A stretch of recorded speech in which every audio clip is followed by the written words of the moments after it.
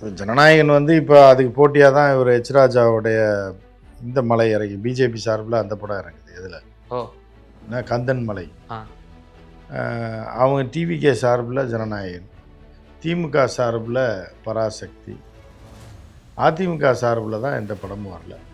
பல எம்ஜிஆர் படத்தையே ஓட்டு வாங்கி போடுங்க. சாணி கடுமையானன்றீங்க. சாணி வந்து ஒரு தெய்வீகமான ஒரு பொருள். மாட்டு சாணம்ன்றது அது பாஜகவுடைய குல சொத்து. அதில் கை வைக்கிறது என்ன பெரிய கடுமையான குற்றச்சாட்டு உங்களுக்கு கடுமையாக தெரியுது. அது வந்து ஒரு தெய்வீகமான ஒரு புனிதமான விஷயங்க சாணி. அதை கூட கையில் எடுப்பாருன்னா எதுக்குன்னா தேவைப்பட்டால் அதையும் கையில் எடுப்பாருன்றது தான். அவர் எதை வேணாலும் கையில் எடுப்பார். ஏன்னா அவர்கிட்ட ஒன்றுமே கிடையாது. கையில் ஏதாவது ஒரு பொருளை தூக்கிட்டு வருவேன், எதையும் எடுக்க மாட்டான். ஒன்றுமே இல்லாமல் வருவேன், கிடைக்கிறத எடுத்துகிட்டு போயிடுவோம். ஸோ அந்த மாதிரி தான் அவர் எதில் வேணாலும் கை வைப்பார். ஏடிஎம்கேயும் நாங்கள் வச்சுக்கிடுவோம், பிஜேபியும் வச்சுக்கிறோன்னு ஓப்பனாக அப்படி சொல்ல முடியும். பிஜேபி ஃபண்டிங் பண்ணுது. ஃபண்டிங் பண்ணுதா? ஆமாம், ஃபண்டிங் பண்ணுது. அப்புறம் வந்து அதிமுக வர்றதுக்கு ஆசைப்பட்டது, ஆனால் இவங்க விருப்பப்படல, துரத்தி விட்டாங்க. இப்போ 2 பேர் தான். விஜய்க்கு வந்து ஒரு 5 லட்சம் ஃபாலோவர்ஸ் இருக்காங்க ஸ்டேட் ஃபுல்லாக. வீவர்ஸ் இருக்காங்க, ரசிகர்கள் இருக்காங்க. எங்கே போனாலும் அவங்க தான் சுற்றி சுற்றி வருவாங்க. மாவு அரைக்கிற மாதிரி தான். இந்த மாவை கிரைண்டரில் சுற்றிக்கிட்டே இருக்கு. நீங்கள் புது புது மாவாலாம் உள்ளே வராது. உள்ள கிரைண்டருக்குள்ளே இருக்க மாவை தான் சுற்றி சுற்றி வரும், தள்ளி விட்டுக்கிட்டே இருக்கணும். அதுதான் இப்படி வரும், இப்படி வர்றது, இப்படி வரும். கடைசியில் எடுத்து பொங்கல் போடுறாங்க, பொங்கலோ வடைய சொல்கிறாங்க. அதுதான் வந்து விஜய்க்கு வந்து அந்த 5 லட்சம் பேர் ஓட்டு போடுறதுனால ஒரு 3% வாக்கு கூட விடுவோம். விஜய் எப்படியும் ஜெயில் விடுது எலெக்ஷனுக்கு அப்புறம். வீரியமாக வந்தால் இடி வழக்குகளை சந்திக்க வேண்டியது இருக்கும், இன்னும் பல விஷயங்களை சந்திக்க வேண்டியது. அது எலெக்ஷனுக்கு அப்புறம். இப்போ ஸ்மூத்தாக போயிட்டு இருக்கு. ஏன்னா இப்போ வந்து கை வச்சா வந்து எலெக்ஷன் பாதிக்கும், எலெக்ஷன் வந்து பாதிக்கும், மெதுவாக. அதான் டிஎம்கேவும் கை வைக்காமல். எலெக்ஷனுக்கு அப்புறம் பார்த்தீங்க அப்படின்னா விஜய்க்கு நெருக்கடி. அது மீண்டு விஜய் வராரா படத்தோட கிளைமேக்ஸ். அது எப்படின்னா 2030.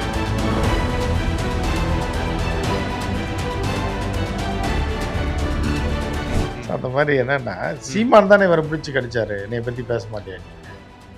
அப்போ அதுக்கு பதில் சொல்லும்போது எப்படி எடப்பாடிக்கு பதில் சொல்லும் மாதிரி இதுதான். ஸோ அந்த மாதிரி தான் வந்து நீங்கள் இது பார்க்கணும். யார் வந்து இவரை கடிச்சு விட்டாங்களோ பதிலுக்கு இவர் கடிக்கும்போது அவரை தானே கடிப்பார், தெருவில் போகிறவனையாக கடிப்பார் பார்க்கணும். இவர் தொண்டனே அன்னைக்கு கடித்தான், இன்ஸ்பெக்டர் தானே கடித்தான், ரோட்டில் போகிறவனை கடிக்கலையே. எடப்பாடி வந்து அதை சொல்லவே இல்லை. எடப்பாடியார் வந்து இவரை பற்றி பேசவே இல்லை. அவர் ஒரு 10 ரூபாய்க்கு 4 கொடியை வாங்கி கொடுத்து அவர் தொண்டர்கிட்டே கொடுத்து தாவேகா தொண்டர்னு ஆட்ட விட்டார். அதனால இருக்கவெல்லாம் லூஸா. எடப்பாடியார் அரசியல் கூட தெரியாத அளவுக்கு இருந்தால் அவ எப்படி?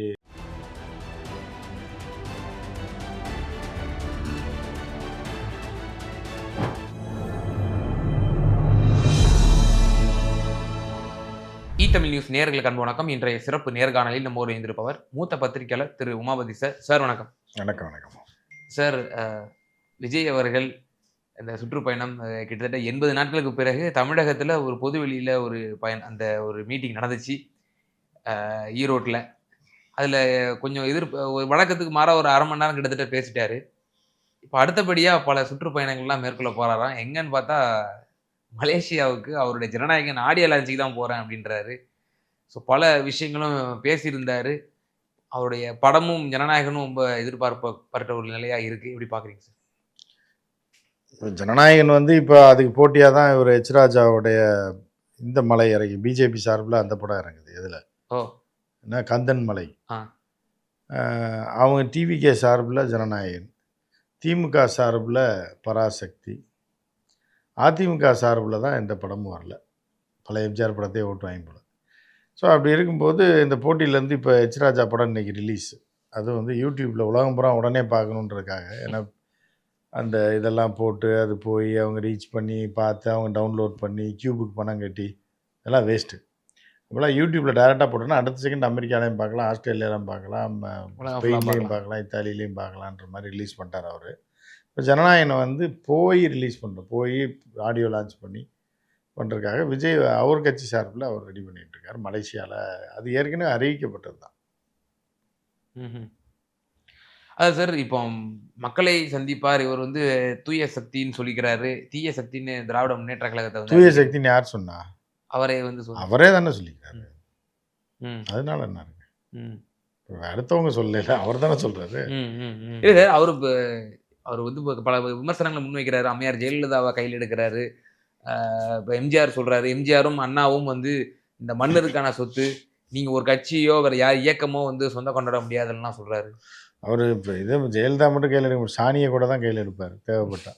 புரியுதா உங்களுக்கு? இதை கடுமையான விமர்சனம் வைக்கிறீங்க. ஏன் சாணி கடுமையானன்றீங்க? சாணி வந்து ஒரு தெய்வீகமான ஒரு பொருளுங்க அது. மாட்டு சாணம்ன்றது அது பாஜகவுடைய குல சொத்து. அதுல கை வைக்கிறது என்ன பெரிய கடுமையான குற்றச்சாட்டுன்றீங்க? உங்களுக்கு கடுமையா தெரியுதா? அது வந்து ஒரு தெய்வீகமான ஒரு புனிதமான விஷயங்க சாணி. அதை கூட கையில் எடுப்பாருன்னா எதுக்குன்னா, தேவைப்பட்டா அதையும் கையில் எடுப்பாருன்றது அர்த்தம். அவர் எதை வேணாலும் கையில் எடுப்பார். ஏன்னா அவர்கிட்ட ஒன்றுமே கிடையாது. கையில் ஏதாவது ஒரு பொருளை தூக்கிட்டு வருவேன், எதையும் எடுக்க மாட்டான். ஒன்றுமே இல்லாமல் வருவேன், கிடைக்கிறத எடுத்துகிட்டு போயிடுவான். ஸோ அந்த மாதிரி தான் அவர் எதில் வேணாலும் கை வைப்பார். ஆனால் அந்த முழு பேச்சை நீங்கள் பார்த்துருப்பீங்க. அதில் ஓவரால் எடப்பாடி பழனிசாமியை வீக்கெண்ட் பண்ணி இப்போ ஏடிஎம்கேவை ஃபுல்லாக க்ளோஸ் பண்ணிட்டுறோம். இந்த தேர்தலில் நாங்கள் தான் டிவிகே தான், நாங்கள் தான் பிரைமரி ஃபோர்ஸு, டிஎம்கே இங்கே பிரைமரி ஃபோர்ஸு, ஏடிஎம்கே சோழி முடிக்கிறோம் அப்படிங்கிற போல தானே சார் அவருடைய முழு பேச்சு. ஆமாம், அப்போ தானே அவர் ஜெயிக்க முடியும். அப்புறம் ஏடிஎம்கேயும் நாங்கள் வச்சுக்கிடுவோம், பிஜேபியும் வச்சுக்கிடுவோம்னு ஓப்பனாக அப்படி சொல்ல முடியும். பிஜேபி ஃபண்டிங் பண்ணுது. ஃபண்டிங் பண்ணுதா? ஆமாம், ஃபண்டிங் பண்ணுது.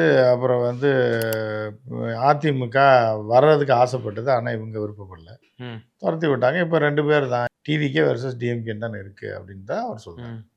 அவங்களாம் முடிச்சிட்டாங்க, அவங்க ஒன்றுமே இல்லைன்றதை அவர் சொல்ல வர்றாரு. ஆனால் களம் எப்படி இருக்கும் சார்? நீங்கள் எப்படி கணிக்கிறீங்க? களம் என்னங்க, இது ஏங்க ஒரு மீட்டிங் போட்டோன்னா அது களத்தை மாற்றிடுவேன். களம்ன்றது அது இன்னும் எலெக்ஷனுக்கு எத்தனை மாதம் இருக்குது? இல்லை, கூட்டங்கள் வந்து ஆர்ப்பரிக்குது. நீங்கள் எல்லாம் கரூருக்கு அப்புறம் அவர் வந்து அவ்வளோதான் முடிஞ்சு போச்சு அப்படிலாம் யாருமே சொல்ல. யார் அவங்களா சொல்லிக்கிறான், அவங்களாம் முடிஞ்சு போச்சுன்றான், அவனா துவங்கி போச்சுன்றான், அவங்களாம் ஏதாவது ஒன்று சொல்லிக்கிறான். அதுக்கு ஒரு பெரிய ஃபேக்டராக இருப்பான்லாம் சொல்கிறாங்களே சார். இப்போ இந்த ஈரோடு மீட்டிங்கே பாருங்கள், இவ்வளோ பெரிய இதை இது பண்ணிட்டாரு. அடுத்து சேலத்துக்கு போகிறாராம், இபிஎஸ் உடைய கோட்டைக்கே உள்ள நுழைய போகிறாரு. அங்கே எதுவும் கோட்டை கிட்ட இருக்கா சேலத்தில்? இபிஎஸோட கோட்டைன்றாங்களே சார். என்னத்த அவங்களா, அதாவது அவர்களா ஏதாவது ஒன்று சொல்லிக்க வேண்டியதான். சொல்லி இது கோட்டை கிடையாது, கொத்தளம்பும் கிடையாது, அங்கே என்ன இருக்குது, ஒரு மண்ணாங்கட்டியும் கிடையாது. அதுதான் நம்ம சொன்ன மாதிரி விஜய்க்கு வந்து ஒரு 5 லட்சம் ஃபாலோவர்ஸ் இருக்காங்க ஸ்டேட் ஃபுல்லாக. வீவர்ஸ் இருக்காங்க, ரசிகர்கள் இருக்காங்க. எங்கே போனாலும் அவங்க தான் சுற்றி சுற்றி வருவாங்க. மாவு அரைக்கிற மாதிரி தான். இப்போ மாவு கிரைண்டரில் சுற்றிக்கிட்டே இருக்கு. நீங்கள் புது புது மாவாலாம் உள்ளே வராது. உள்ளே கிரைண்டருக்குள்ளே இருக்க மாவே தான் சுற்றி சுற்றி வரும், தள்ளி விட்டுக்கிட்டே இருக்கணும். அதான் இப்படி வரும், இப்படி வர்றது இப்படி வரும். கடைசியில் எடுத்து பொங்கல் போட்டுருவாங்க, பொங்கலை வடையை சுட்டுருவாங்க.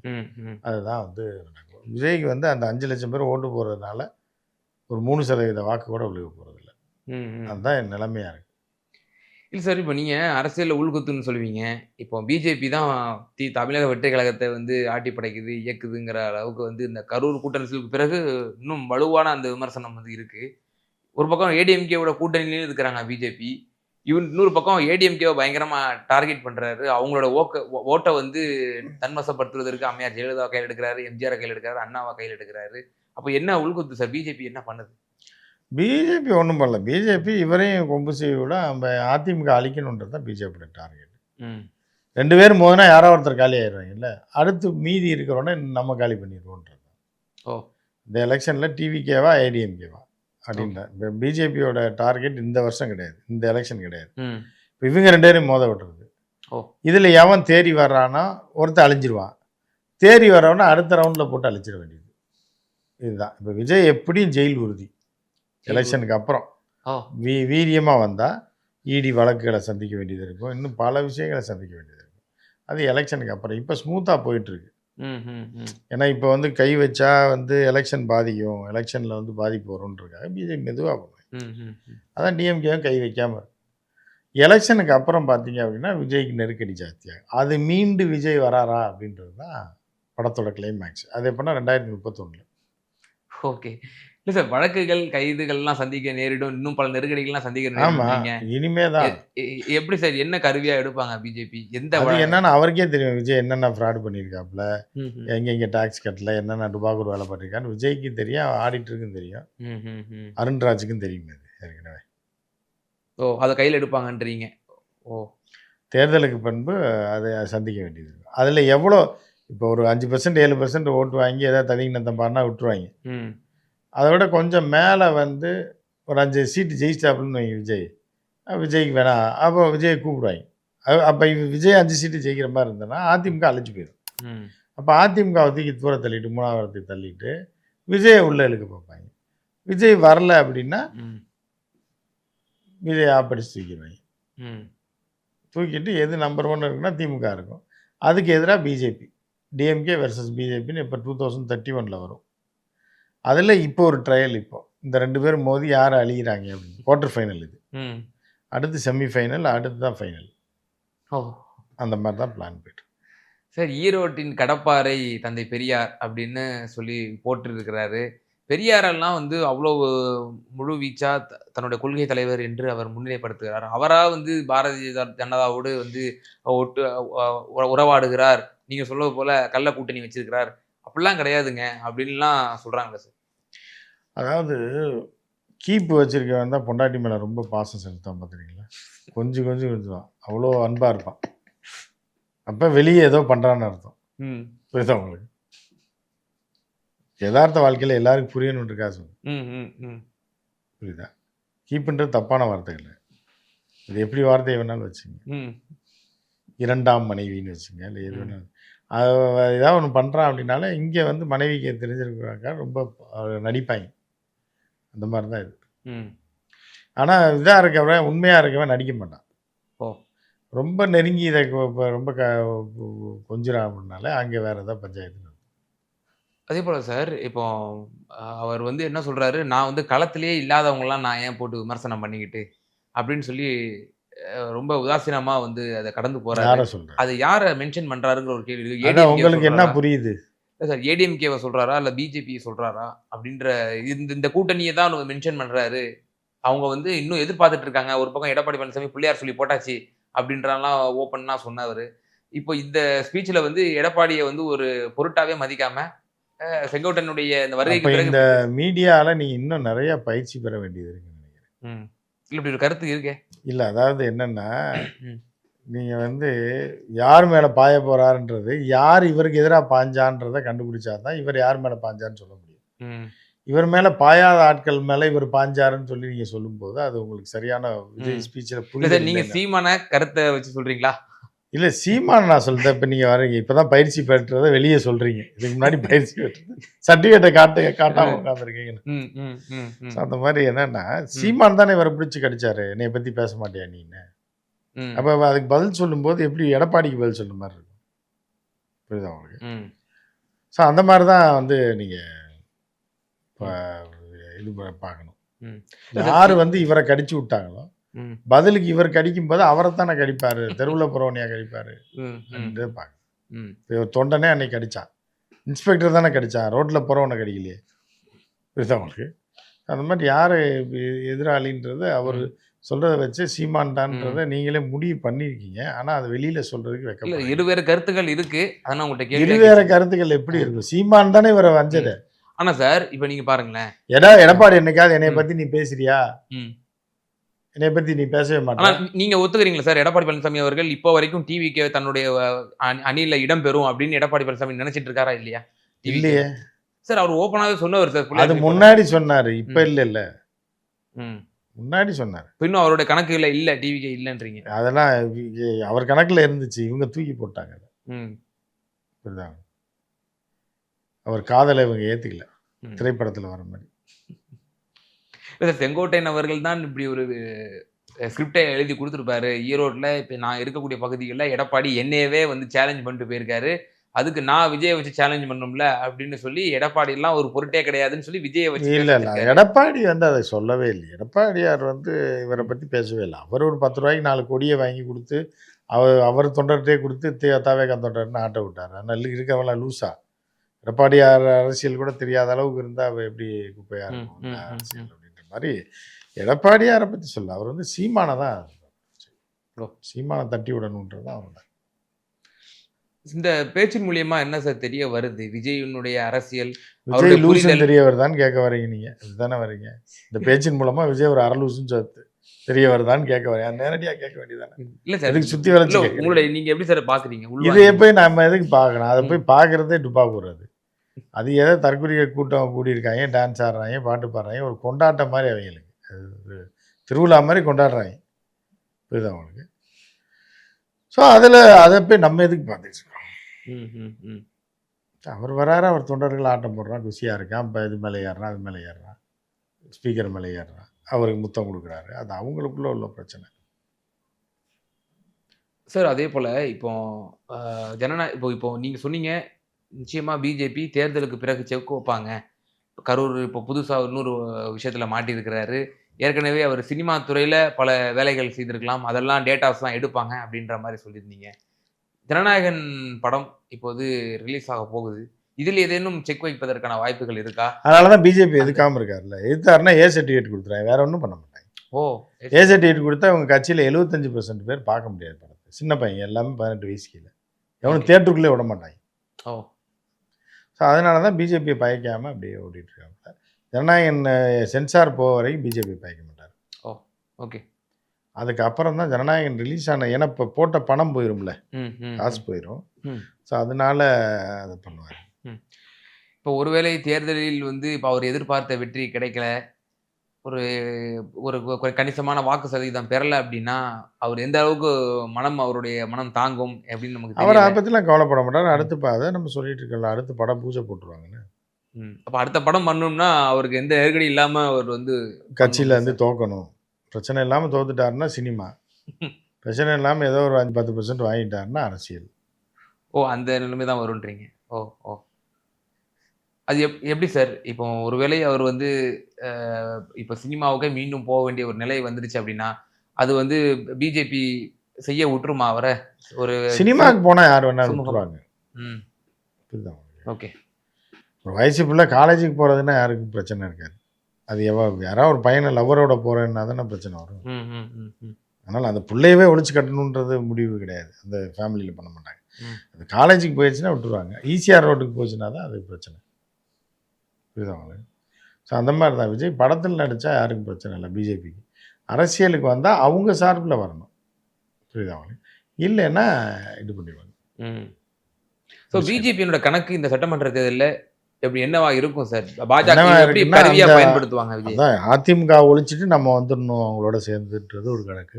அதிமுகவோட சேர்ந்து தேர்தலை சந்தித்து அவங்க ஓட்டை ஆட்டையை போட்டு ஒரு 50-60 சீட்டு ஜெயிக்கணுன்றது அவங்க கணக்கு. ஜெயிச்சிட்டோம்னா அதிமுக வீக் ஆயிரும். அது 31 அதிமுக ஆளு அந்த இந்த ரிசல்ட்டில் இப்போ விஜய் வந்து அதிமுகவுக்கு மேலே வந்துட்டாப்புல 2ஆம் இடம் பிடிச்சிட்டா, விஜயை வச்சுட்டு அதிமுக கழட்டி விட்டுருவாங்க. இல்லை அதிமுக பாஜக கூட்டணி 2ஆம் இடம் வந்தது அப்படின்னா விஜயை போட்டு சாத்திடுவாங்க, அடுத்த எலெக்ஷனுக்குள்ளே காலி பண்ணி விட்டுருவாங்க. ஓ! இல்ல ஏடிஎம்கே தோல்வி அடையுதுன்னா, அதனால் பாஜகவுக்கு என்ன அட்வான்டேஜ் வரும்? அவங்களும் இப்ப அந்த கூட்டணியில இடம் பெற்றிருக்கிறாங்க. இவங்களும் சேர்ந்து ஏடிஎம்கே ஜெயிக்கணுங்க, பாஜக கட்சி நடத்திட்டு இருக்கா, அவள் வர்றதுக்கு தான் நடத்திட்டு இருக்கா. ம், ம். கூட்டணியில் சேர்ந்து அதை அழிச்சிட்டு அவங்க வருவாங்க. ஓ! ஓகே. சார் இறுதியான ஒரே ஒரு கேள்வி சார். இப்போ அடுத்தபடியா பல சுற்று பிரச்சாரங்கள்லாம் மேற்கொள்ள இருக்கிறாரு. இப்போ கொங்கு மண்டலத்த அவர் டார்கெட் பண்ணியிருக்கிறாரு. இப்ப அடுத்து சேலம்னு இப்போ 30ஆம் தேதி டைம் கேட்டிருக்கிறாங்க. இப்ப காவல்துறைக்கு அதுக்கு உண்டான அந்த ப்ரொசீடிங்ஸ்லாம் போய்க்கிட்டு இருக்குன்னு சொல்லப்படுது. கொங்கு மண்டலம் குறிப்பாக அஇஅதிமுகவிற்கு ஒரு குறைந்தபட்ச இருப்பாக இருக்கு. அத நம்ம பார்க்குறோம். அந்த குறைந்தபட்ச இருப்ப டேமேஜ் பண்ண போறாரு, வீக்கெண்ட் பண்ண போறாரு. செங்கோட்டையன் அதுக்கு ஒரு உந்துதலா இருப்பாரு அப்படிங்கிற ஒரு கருத்து சொல்லப்படுது. இந்த முறை அதிகமா கான்சன்ட்ரேட் பண்ணுவாரா? அந்த இடத்த டேமேஜ் ஆமாம், கொங்கு பெல்ட்டை ஒழிச்சு இப்போ அதிமுக பின்னாடி தள்ளா தானே இவர் 2ஆம் இடம் பிடிக்க முடியும். ம். அதுதான் செங்கோட்டையனை வச்சு ஜாதி ஓட்டுகளை வைத்து கொங்கு மண்டலத்தில் வந்து கேம் ஆடி ஜெயிக்கணுன்றது தான் விஜயோட இது. இந்த பக்கம்லாம் தஞ்சை, இந்த பக்கம்லாம் விஜய்க்கு ஒரு பெரிய செல்வாக்கு இதெல்லாம் கிடையாது. டெல்டா பகுதிகள்ல. அதிலே தென் மாவட்டங்களில் பெருசாக கிடையாது. ம்ஹ்ம். இந்த கொங்கு மண்டல பகுதியிலையும் சென்னையிலையும் விஜய் சிட்டீஸ். கொஞ்சம் ரசிகர்கள் ஜாஸ்தியாக இருக்காங்க. ஸோ அதனால் இந்த பகுதியை அவர் இந்த எலெக்ஷனில் கான்சென்ட்ரேட் பண்ணுவார் அப்படின்ற மாதிரி தான். ம். ஸோ இப்போ இந்த முறை இபிஎஸ் எதிர்க்கட்சி தலைவர் ஆவதற்கு கூட இபிஎஸ் முடிஞ்சு போச்சு. ம், ம். அமைச்சர், முதலமைச்சர், அதுக்கப்புறம் எதிர்க்கட்சி தலைவர், சட்டமன்ற இப்ப உறுப்பினர். நான் அடுத்து வந்து சட்டமன்ற உறுப்பினர், அடுத்து வந்து அரசியல் அனாதை. இதுதான் ஆகுன்றீங்க. நிச்சயமா சார். ஏன்னா அவங்க பேரன் பேத்தியெல்லாம் ரொம்ப எதிர்பார்த்துட்டு இருக்காங்க, தாத்தாவை பார்க்கவே முடியலன்னு. ம், ம். அதனால் அங்கே செட்டில் ஆயிடுறாரு ஊரில். ம், ம். பையன் வந்து ஃபாரினில் செட்டில் ஆயிடுறான். எடப்பாடியார் வந்து ஊரில் செட்டில் ஆயிடுறாரு. தோப்பு இந்த கயிற்று கட்டில் போட்டு பழைய நினைவுகளோட விசிறி வச்சு வீசிக்கிட்டு அப்படியே அமைதியாக. நிச்சயமா சார். சமகால அரசியல் சூழ்நிலை குறித்தும் தமிழக வெற்றி கழகத்தினுடைய எதிர்காலத்தை குறித்தும் ரொம்ப தெளிவாக எங்கள் நேயர்கள் மத்தியில் பகிர்ந்தீங்க. ரொம்ப நன்றி. நன்றி.